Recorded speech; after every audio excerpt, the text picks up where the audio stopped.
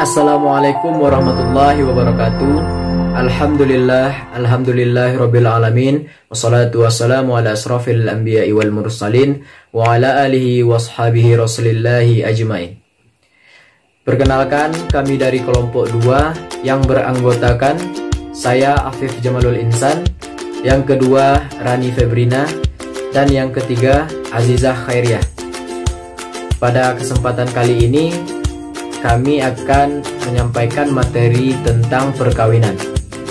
Pada materi perkawinan ini terdapat 3 bagian yang akan kita bahas. Yang pertama, pengertian perkawinan dan dasar hukumnya. Yang kedua, prinsip dasar perkawinan. Dan yang ketiga, tujuan dan filosofi perkawinan. Yang A, pengertian perkawinan. Pengertian perkawinan menurut kompilasi hukum Islam. Dalam kompilasi hukum Islam, Inpres nomor 1 tahun 1991 mengartikan perkawinan adalah pernikahan, yaitu akad yang sangat kuat atau mitsaqul ghalidan untuk menaati perintah Allah dan melaksanakannya merupakan ibadah. Dari pengertian perkawinan atau pernikahan di atas, dapat disimpulkan pernikahan adalah suatu akad yang dilakukan untuk menaati perintah Allah karena melaksanakannya adalah suatu ibadah. Pernikahan adalah suatu ibadah yang dilakukan untuk menaati perintah Allah. Yang kedua, pengertian perkawinan menurut para ahli. Dr. Anwar Haryono SH dalam bukunya Hukum Islam juga mengatakan pernikahan adalah suatu perjanjian suci antara seorang laki-laki dengan seorang perempuan untuk membentuk keluarga bahagia. Menurut Profesor Subekti SH, perkawinan adalah pertalian yang sah antara seorang laki-laki dengan seorang perempuan untuk waktu yang lama.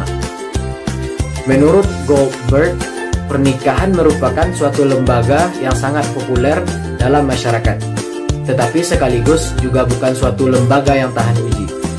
Pernikahan sebagai kesatuan tetap menjanjikan suatu keakraban yang bertahan lama dan bahkan abadi, serta pelestarian kebudayaan dan terpenuhinya kebutuhan-kebutuhan interpersonal. Yang poin B, dasar hukum perkawinan. Yang pertama, dasar hukum perkawinan dalam Al-Quran dan hadis diantaranya. Yang pertama, terdapat dalam Quran surat Ar-Rum ayat 21. Yang kedua, Quran surat Az-Zariyat ayat 49. Yang ketiga, hadis riwayat Bukhari Muslim. Yang kedua, yang menjadi dasar hukum perkawinan di Indonesia adalah yang pertama, Undang-Undang Dasar 1945 Pasal 28B ayat 1 yang mengatur hak seseorang untuk melakukan pernikahan dan melanjutkan keturunan. Adapun bunyi dari pasal 28B ayat 1 adalah setiap orang berhak membentuk keluarga dan melanjutkan keturunan melalui perkawinan yang sah. Yang kedua, Undang-Undang nomor 1 tahun 1974 tentang perkawinan yang diundangkan kepada tanggal 2 Januari 1974 yang mulai berlaku efektif sejak tanggal 1 Oktober 1975 adalah merupakan salah satu bentuk unifikasi dan kodifikasi hukum di Indonesia tentang perkawinan beserta akibat hukumnya. Yang ketiga, kompilasi hukum Islam melalui Instruksi Presiden nomor 1 tahun 1991 tanggal 10 Juni 1991 dan diantisipasi secara organik oleh Keputusan Menteri Agama nomor 154 tahun 1991 tanggal 22 Juli 1991. Terdapat nilai-nilai hukum Islam di bidang perkawinan, hibah, wasiat, wakaf, dan warisan. Yang berkaitan dengan perkawinan terdapat dalam buku yang terdiri dari 19 bab dan 170 pasal. Pasal 1 sampai dengan pasal 170. Yang keempat, Peraturan Pemerintah Republik Indonesia nomor 9 tahun 1975 tentang pelaksanaan Undang-Undang nomor 1 tahun 1974 tentang perkawinan. Baiklah, saya akan melanjutkan materi yang kedua, yaitu tentang prinsip dasar perkawinan. Menurut hukum Islam, prinsip dasar perkawinan itu terbagi 4. Yang pertama, perkawinan berdasar dan untuk menegakkan hukum Allah. Yang kedua, ikatan perkawinan adalah untuk selamanya. Yang ketiga, suami sebagai kepala rumah tangga, istri sebagai ibu rumah tangga, masing-masing bertanggung jawab. Dan yang terakhir, monogami sebagai prinsip dan poligami sebagai pengecualian. Selanjutnya, prinsip perkawinan menurut hukum perdata Islam di Indonesia. Menurut Musdah Mulia menjelaskan dalam perspektif lain bahwa prinsip-prinsip perkawinan tersebut ada 4, yaitu yang pertama, prinsip kebebasan memilih jodoh. Yang kedua, kebebasan memilih jodoh adalah hak dan kebebasan bagi laki-laki dan bagi perempuan sepanjang tidak bertentangan dengan syariat Islam.